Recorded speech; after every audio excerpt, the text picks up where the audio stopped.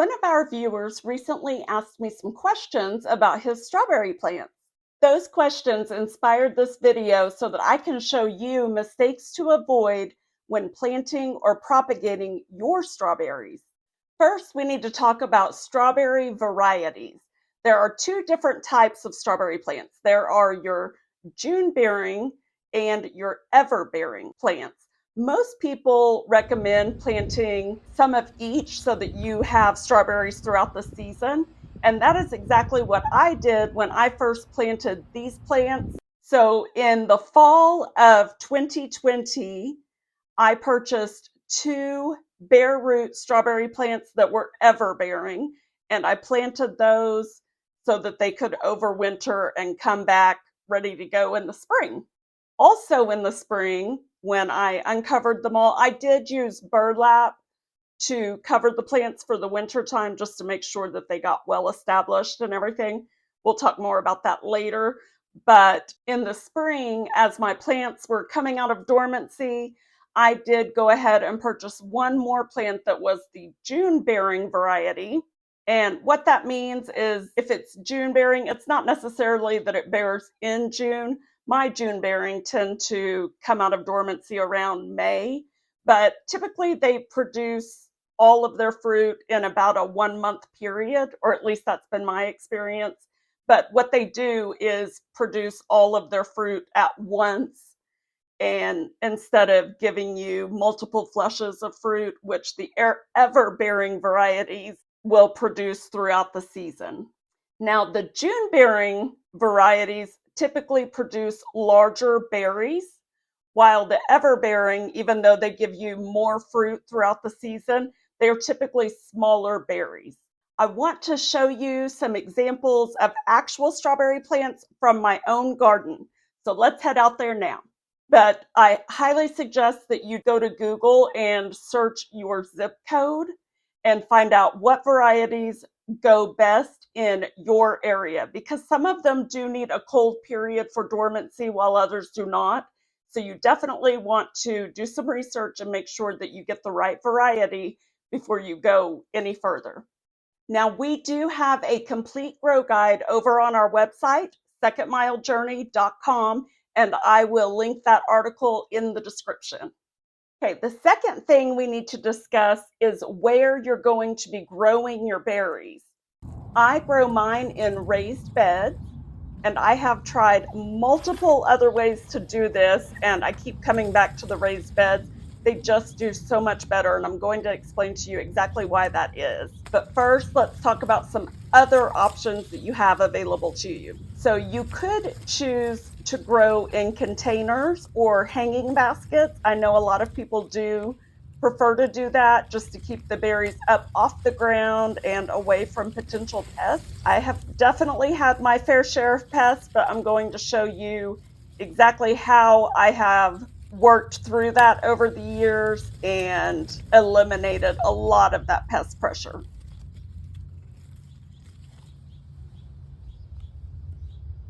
Another option you may have seen some gardeners talk about is growing in gutters. Now, that is something I have tried because you may already know that my family owns a roofing business and we also do gutters as well. So I had access to a lot of free gutter material, old gutters that had been removed from homes. So I took some home and attached them along my back fence and moved some of my strawberry plants into the gutters.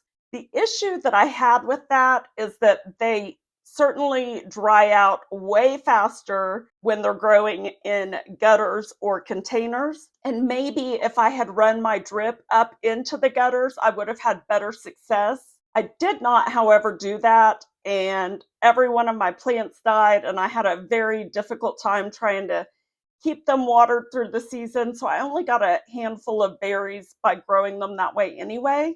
If you are going to go the gutter route, I definitely suggest that you hook up some type of drip irrigation to them because they definitely need more water that way than if you're growing them in the ground where they can spread out and search for moisture in the soil.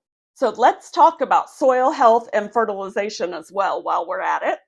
You probably already know that I make my own DIY soil mix. I will link that video right up here if it will allow me to.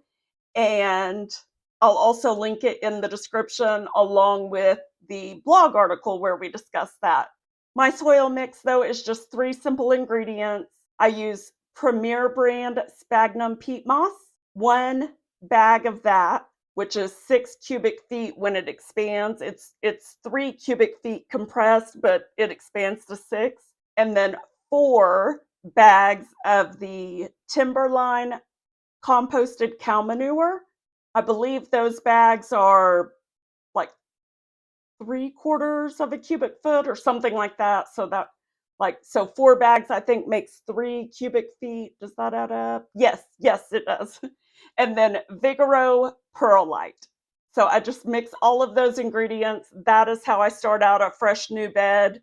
And that's exactly how my original strawberry bed began back in 2020. And then for fertilizer, I use a lot of Espoma products. When I first started these, I believe I used the Espoma Berry Tone, but for this year, I've only got the Azalea Tone on hand. But if you look at the ingredients, I'm pretty sure they're identical ingredients. And on the Azalea bag, I will show you too that it does list on the side panel that it's good for blueberries and blackberries and strawberries. So I will share links to that in the description as well. Now, the number one thing I want to stress to you when planting strawberries, this is what prompted this video in the first place. When you're planting strawberries, don't bury the crown. Your plant will rot in the soil if you let that crown get buried. Now, I tried to find some good photos so that I could show you, and I didn't have any. I did, however, find this drawing, so I'm going to show you this. And even the drawing doesn't show it as well as I would have liked, so I drew a little yellow line to show you that you just, and strawberries are very shallow rooted. So, I mean, you can grow them literally in like an inch or 2 of soil. It doesn't take deep soil at all, but you want that crown to sit above the soil line. Just put your soil right to the base of the crown, okay? And then once you get that all planted and fertilized and everything, you can mulch around it.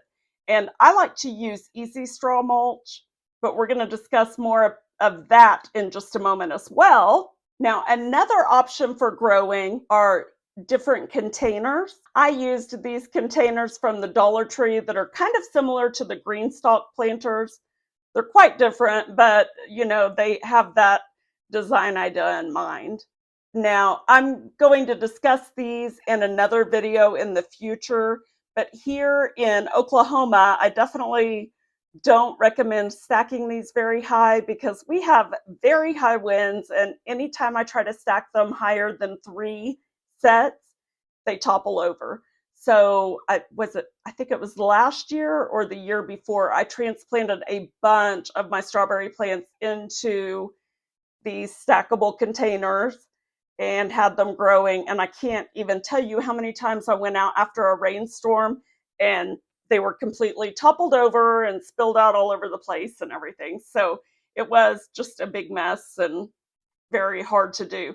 Now, I've never used a green stalk planter.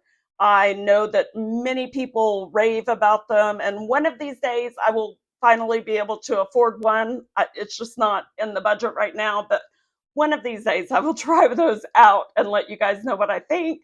But in the meantime, the Dollar Tree ones I don't think compare based on what I've seen other people say about the green stalk.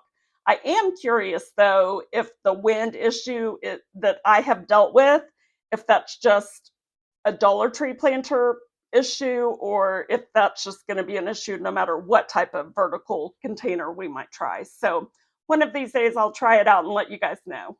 So now, obviously, our channel is Second Mile, and our mission has always been to save you the most money possible. So I want to tell you how to maximize your strawberry plants without spending much money. This is somewhat of a controversial topic, And you may have your own opinions if you've grown strawberries before. You can let me know in the comments if you disagree with what I'm about to say. But as I mentioned earlier, I began with 3 plants. 2 that I planted in the fall of 2020, but of course they didn't start producing until the spring of 2021. And then I had planted another plant in 2021. So over that first year, I went ahead and let my runners go ahead and just spread and root all over the place. I'm going to try to find some photos from way back then so that you can see. I planted those 3 plants in a very large bed. Let me think. It was like a 12 yeah, it was a 12-foot bed, 12-foot by 2-foot bed. So I had put them like 1, 2, 3, and then I had all this empty space over here that I didn't even plant anything in at that moment. And so as my plants were producing runners, I just let them go.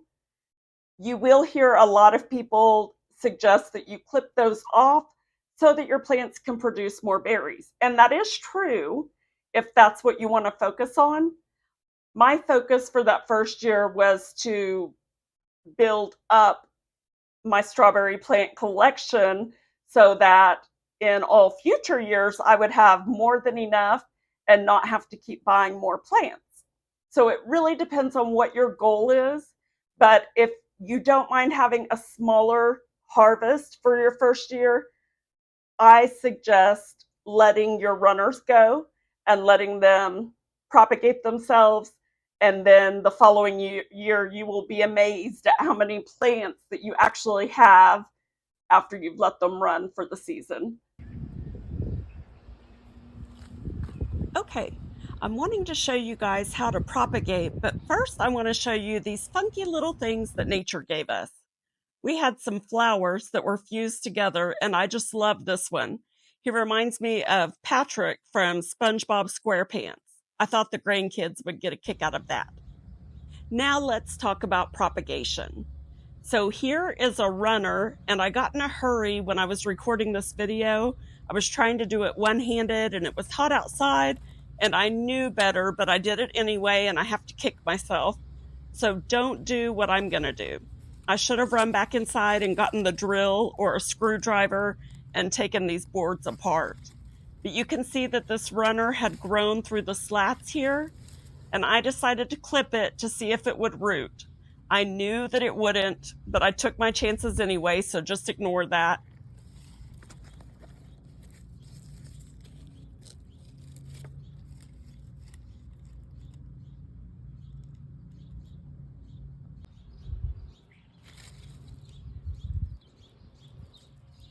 I clipped it from the mother right here.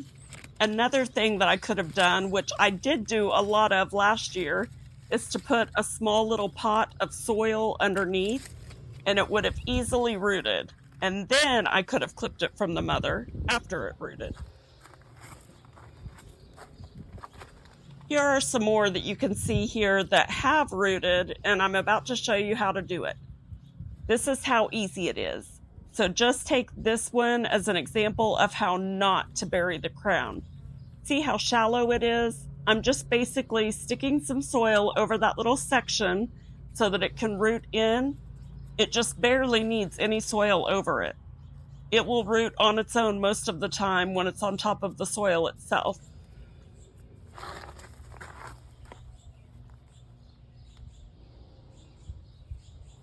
You can always use these landscape staples to secure them to the soil until they do root in, but it really isn't necessary.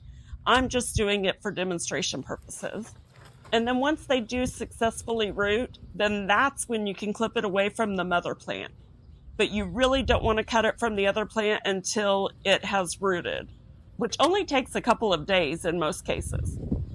One more thing to mention is that I do grow mint next to my strawberries to help deter pests. I'm going to also pop up some images of some other items that can help with pest control as well. And there are more details on those items over on our website, which is linked in the description. The smell of mint when I'm harvesting my strawberries, though, is amazing. It has given me some great ideas. In the next week or so, I'm going to be experimenting in the kitchen to come up with a recipe for homemade strawberry and mint ice cream. Once I have that perfected, I will be sharing the recipe over on our website on the recipes page. So if you want to make sure that you get notified when that recipe goes live, I will include a link in the description so that you can sign up to our recipe email list and you'll get that notification. If you are interested in seeing how I wash and preserve my strawberries, please let me know in the comments. If there is enough interest, I will make sure that we do a video on that very soon. In the meantime, I am working on 2 more videos that you can expect to see in the next week or so. And once they are live, I will come back and post links to them here. The same viewer that was asking questions about his strawberry plants also had some good tomato plant questions. So one of the videos I'm working on is to answer those tomato plant issues. And then another one is all about vertical gardening and how to maximize your growing space by using trellises and other vertical growing options. If you would be interested in either one of those videos, let me know below which one you would prefer to watch first. And if you are watching this video in the future, I will come back and link both of those videos here and here. In the meantime, check out this garden playlist to see how we built our organic vegetable garden in 2019 on an extreme budget and how it has continued to evolve over the years. Make sure you hit the subscribe button so that you don't miss any of those future updates. And remember to go the second mile today for someone in your life and with your resources.